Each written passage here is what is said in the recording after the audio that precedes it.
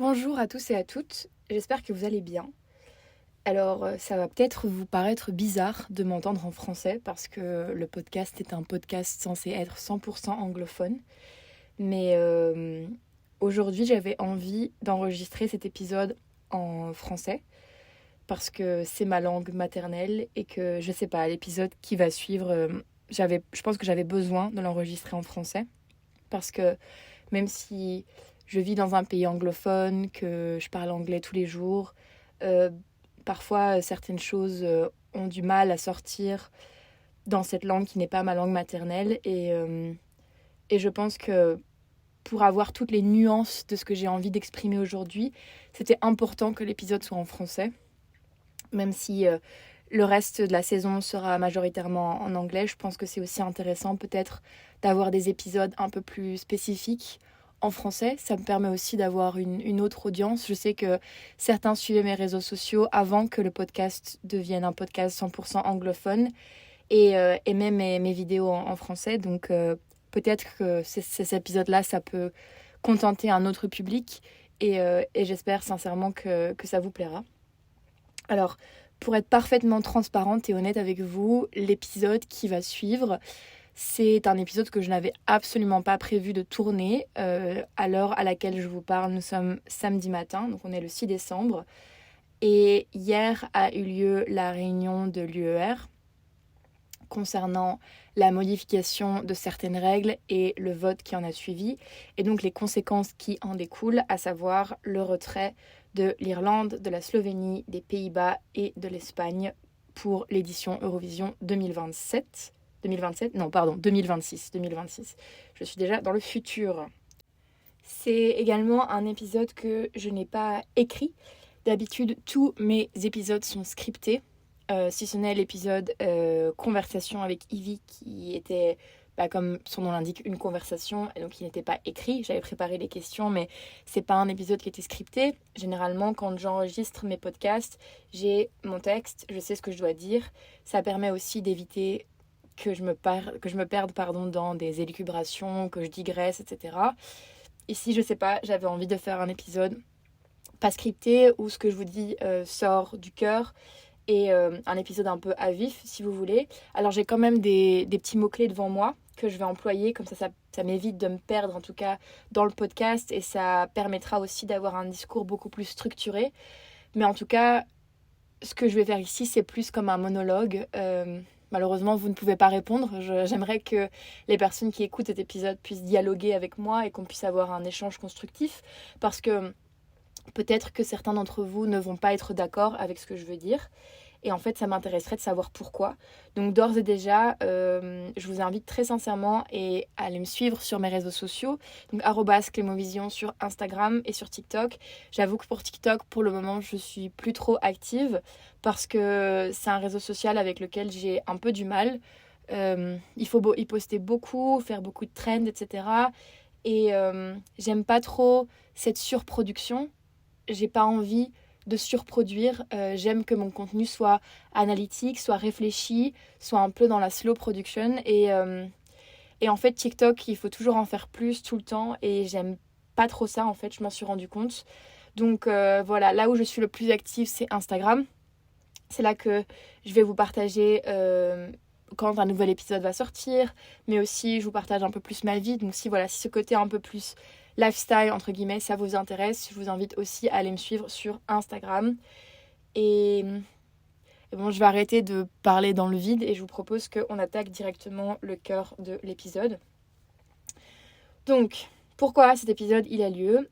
Comme je l'ai peut-être déjà dit, vendredi soir a eu lieu un vote à l'UER, donc avec tous les pays qui font pas forcément partie de l'Eurovision, mais en tout cas font partie du réseau de l'UER, donc l'Union européenne de radiodiffusion.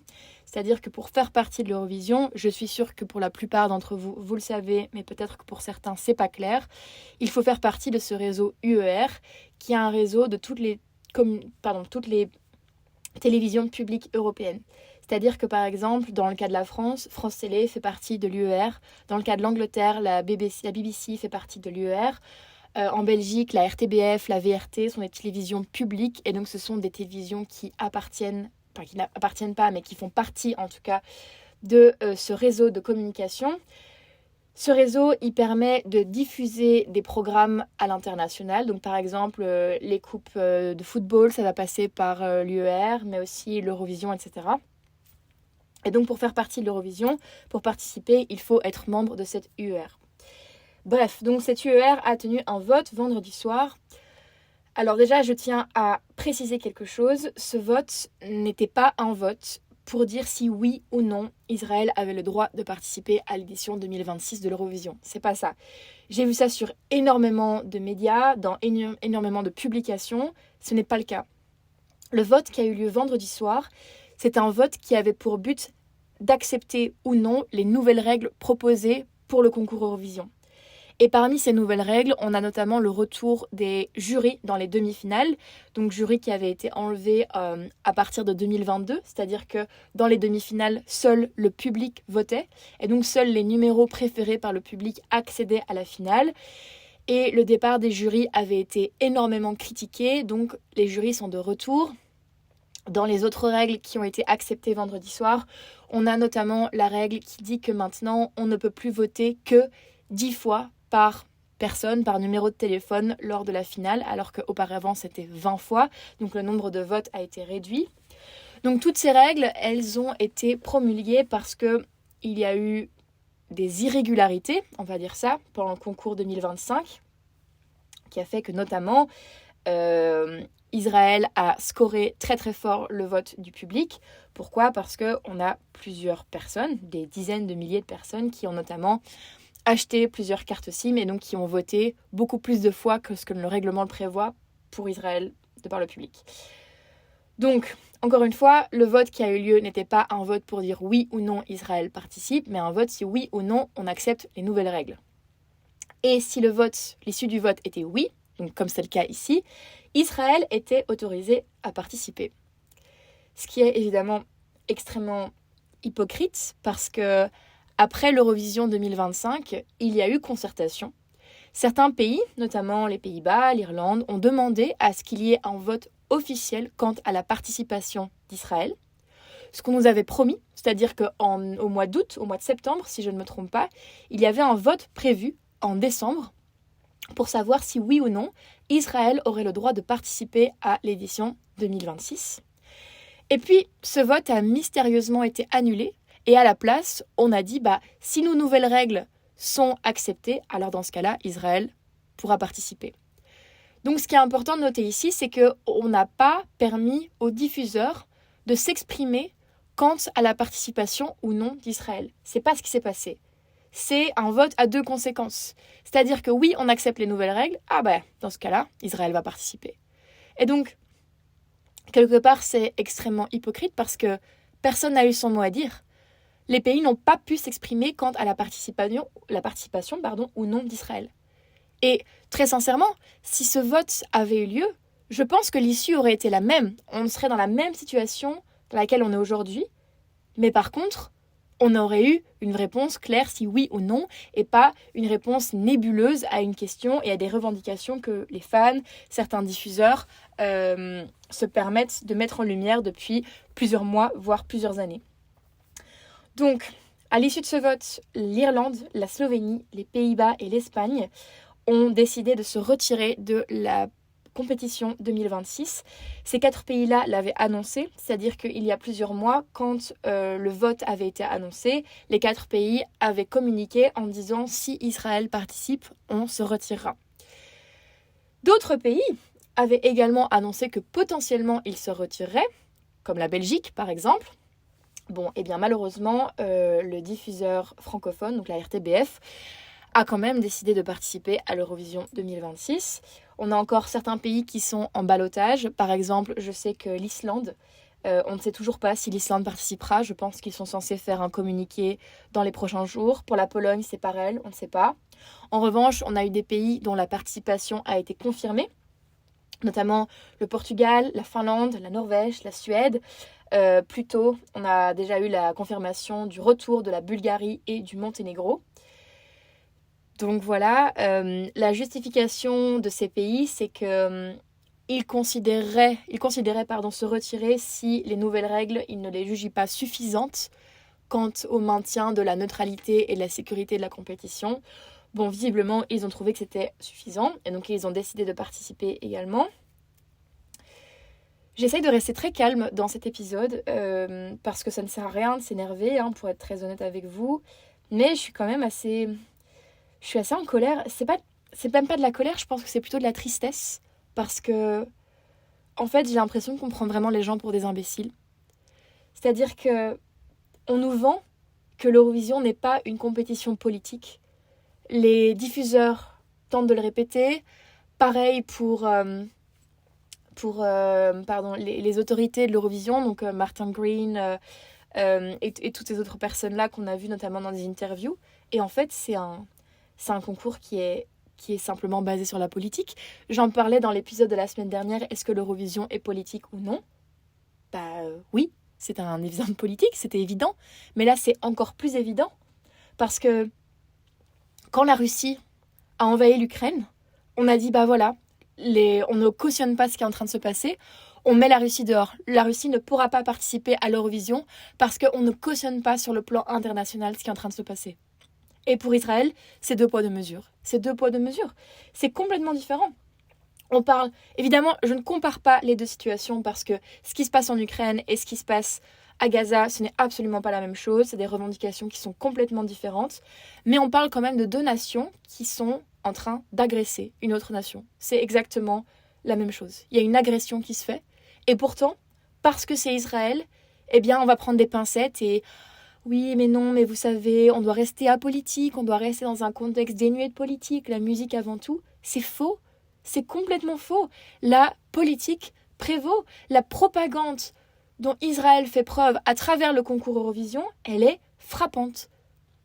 Je vous en parlais dans l'épisode de la semaine dernière. En 2024, toute cette mise en scène, ces chansons qui s'appellent Hurricane, mais qui étaient censées s'appeler October Rain, c'est de la propagande politique. L'année dernière, aller choisir une survivante des attentats du 7 octobre, c'est de la propagande politique. Appeler sa chanson New Day Will Rise, donc une nouvelle journée éclora, oui, c'est de la politique.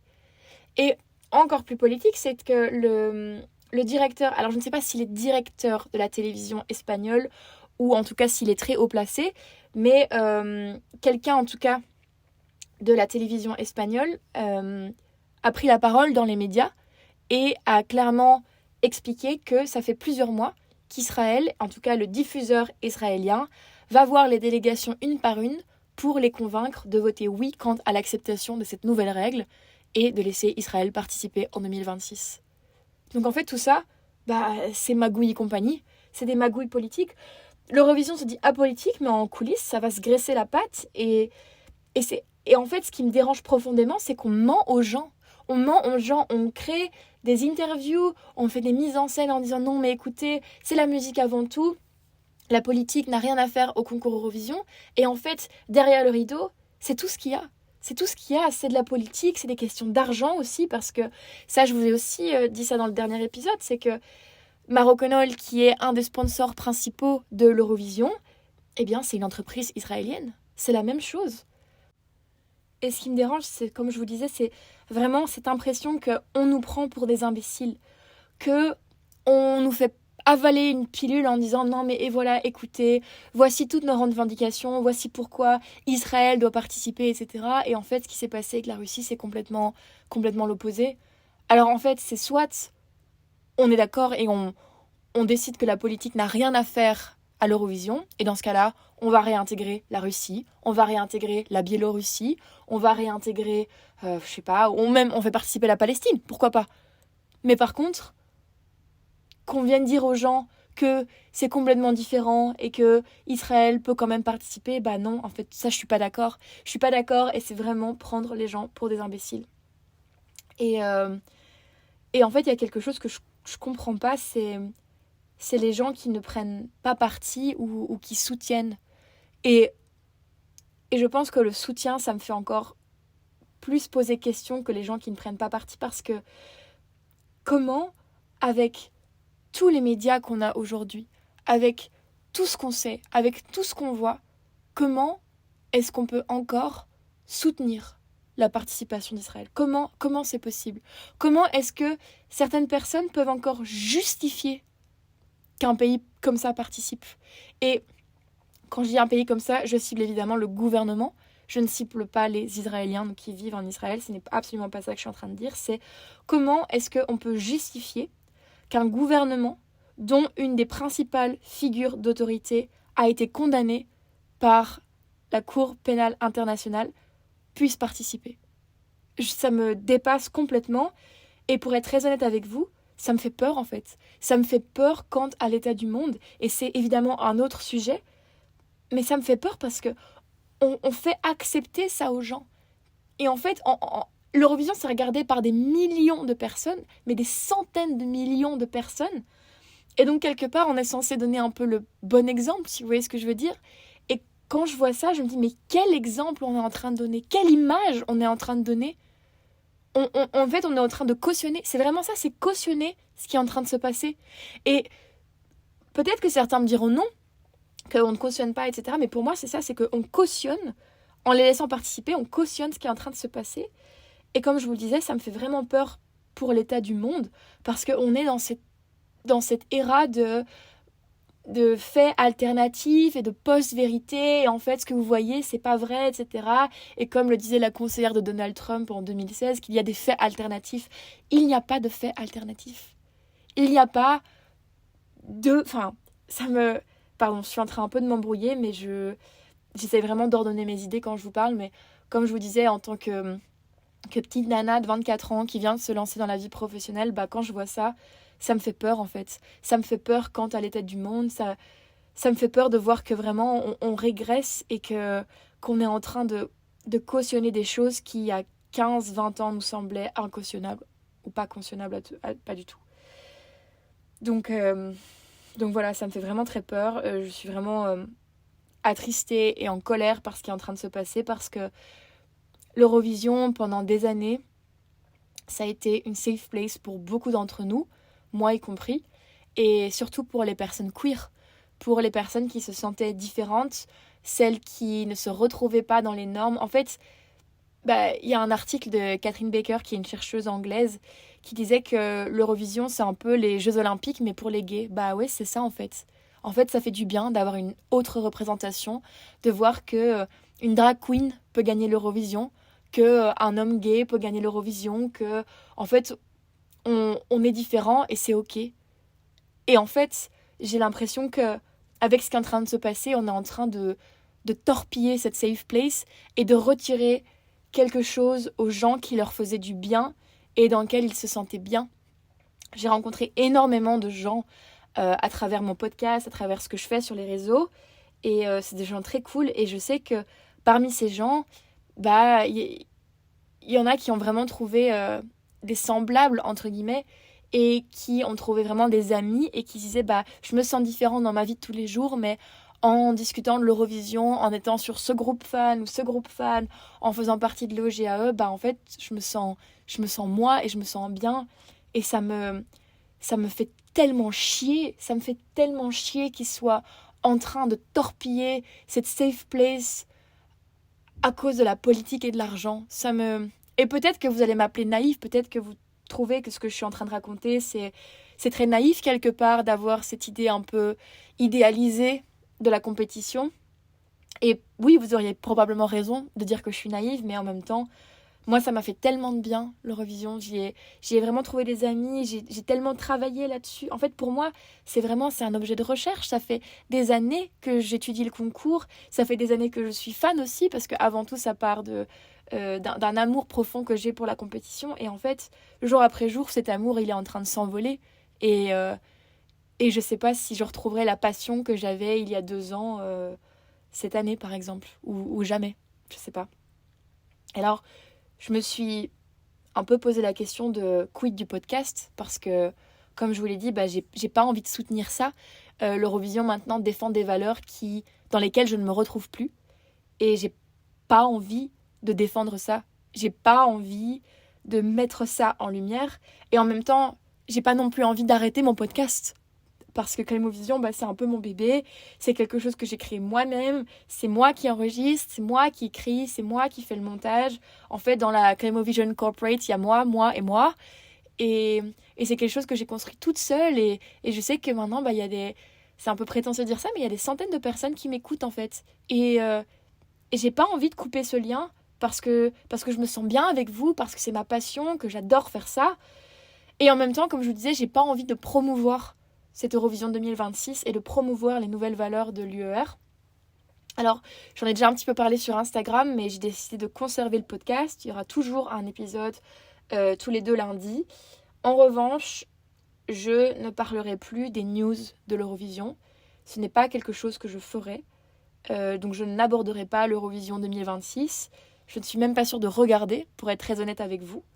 En revanche, j'ai toujours défendu que mon travail était un travail de fond historique, un travail politique, un travail journalistique, un travail sociétal, et c'est ce que je continuerai à faire. Donc en fait, ensemble, on va toujours continuer à voir comment on voit les évolutions sociales, politiques, historiques, etc. à travers le concours Eurovision. Donc on continuera les épisodes sur... Par exemple, j'ai un épisode qui va arriver sur comment est-ce que le mouvement queer s'est exprimé à travers l'Eurovision. Mais en revanche, je ne couvrirai plus l'Eurovision comme j'ai pu le faire l'année dernière, par exemple, en parlant des artistes que je préfère, en parlant des nouveautés, etc. Je ne ferai pas ça parce que je n'ai pas envie de mettre ça en lumière et j'ai décidé que mon travail sera désormais un travail uniquement réflectif, analytique et plus un travail breaking news. Je parlais justement au début de podcast de cette slow information que je préfère à la fast information. Eh ben, ce sera ça. Je vérifierai d'autant plus toutes mes sources, etc. Même si c'est quelque chose que je fais déjà. Mais en tout cas, mon but est et sera de toujours vous offrir un travail de qualité, un travail réfléchi, un travail poussé et le plus objectif possible. Et j'espère sincèrement que ça continuera à vous plaire. Alors, j'aimerais terminer ce podcast par une grande question. Est-ce que je suis toujours fan de l'Eurovision ? Franchement, aujourd'hui, je sais pas. Je sais pas. J'ai une affection particulière pour ce programme et je pense que j'aurai toujours cette affection. C'est un sujet de recherche que je ne me lasserai jamais d'explorer parce que c'est tellement intéressant, il y a tellement de choses à dire, il y a tellement de chants qui n'ont pas encore été défrichés, de choses à aller dire, de choses à aller gratter. Mais en revanche, je pense que je ne suis plus une fan de la compétition comme j'ai pu l'être. Et en fait, j'aimerais terminer en disant ceci. Si l'Eurovision reste comme on le connaît maintenant, quelle image ça donne aux gens qui critiquent le programme ? Quelle image ça donne aux gens qui disent depuis des années de façon c'est que de la politique et il n'y a rien d'autre ? En fait, ils ont raison ces gens-là. Ils ont raison de critiquer l'Eurovision. Ils avaient raison depuis le départ. Et moi, j'ai pas envie de ça. J'ai envie de prouver à ces gens qu'ils ont tort, que ce qu'ils pensent, c'est faux. Et en fait, j'ai envie de retrouver l'essence même de l'Eurovision qui est on vote pour une chanson, on vote pour un artiste, et pas on vote pour une espèce de propagande nauséabonde. Voilà, c'est tout ce que j'avais envie de dire. Et ça me fait également beaucoup de peine pour les artistes qui vont y aller parce que, on le sait, l'Eurovision, c'est un accélérateur de carrière. Et même si tous les artistes ne feront pas la carrière de Måneskin, évidemment que non, c'est quand même un accélérateur de carrière parce que ça permet d'aller rencontrer un public international, d'aller tourner dans des pays qui ne sont pas leur pays d'origine. Et ça me fait de la peine en fait que malheureusement certains artistes vont être associés à ça et vont être associés à cette propagande, à ce qui est en train de se passer. Et je trouve ça vraiment dommage. Voilà. Alors, je pense que je vais m'arrêter là. Je pense que j'ai beaucoup parlé. J'espère que tout était clair et que cet épisode vous aura plu. Enfin, en tout cas, j'ai vraiment mis là devant vous mes tripes sur la table. J'ai dit ce que j'avais envie de dire. Pour être très honnête, je pense que je me suis un peu tiré une balle dans le pied parce que je ne pense que je n'aurai jamais d'accréditation presse de l'UER. Et pour rien vous cacher, c'était un peu mon but en 2026. C'était d'aller à Vienne et pour la première fois de demander cette accréditation de la presse et d'être considéré comme un média Eurovision et d'être un peu validé quelque part. Mais bon, je pense que ça ne se fera pas. C'est ok, j'ai fait la paix avec ça. C'est pas ce qui est important. Je pense que ce qui est important, c'est de rester fidèle à mes valeurs, rester fidèle à ce que je pense et de de penser par moi-même et de ne pas cautionner et de ne pas me faire influencer parce qu'on a envie de me faire croire ce qui n'est pas vrai. Voilà. Je vous invite également à aller signer la lettre ouverte du compte Instagram #Eurovision. C'est un compte avec plusieurs créateurs de différents pays. Ils ont lancé une lettre ouverte directement adressée à l'UER pour vous faire part en fait de ce que je viens de vous dire, donc ce qui concerne Israël, etc. Je vous invite à aller lire la lettre et si le cœur vous en dit, à aller signer la lettre. Ils ont déjà récolté plus de 500 voire 600 maintenant signatures. Donc si ça vous intéresse, je vous invite très certainement à aller voir, lire et peut-être signer la lettre si vous voulez faire partie de ça. En tout cas, moi je m'arrête là. Merci beaucoup d'avoir écouté cet épisode. Je suis désolée parce que c'était pas l'épisode le plus heureux que j'ai tourné. Il est même peut-être un peu triste, un peu défaitiste. J'en suis désolée, mais je pense qu'il fallait que ça sorte. Comme je vous l'ai dit, j'ai un peu mis mes tripes sur la table. Donc j'espère quand même que ça vous aura plu. Comme je vous l'ai dit, n'hésitez pas à venir discuter avec moi sur Instagram, dans les commentaires, en message privé. Évidemment, essayez de rester bienveillant. Je sais que c'est un sujet qui divise, mais je pense que je n'ai insulté personne et c'est pas mon but. Mon but, c'est de toujours avoir un dialogue constructif, intelligent, dans le respect de chacun. Et j'espère que vous aurez retrouvé ça dans l'épisode d'aujourd'hui. Merci beaucoup de m'avoir écouté. Je vous souhaite une très bonne journée, une très bonne soirée, une très bonne nuit, une très bonne semaine. Tout ce qui est possible de vous souhaiter, je vous le souhaite. Et moi, de toute façon, je vous retrouve dans 2 semaines, dans 2 lundis, pour un nouvel épisode de Clémovision. D'ici là, prenez soin de vous et prenez soin des autres. Et à bientôt.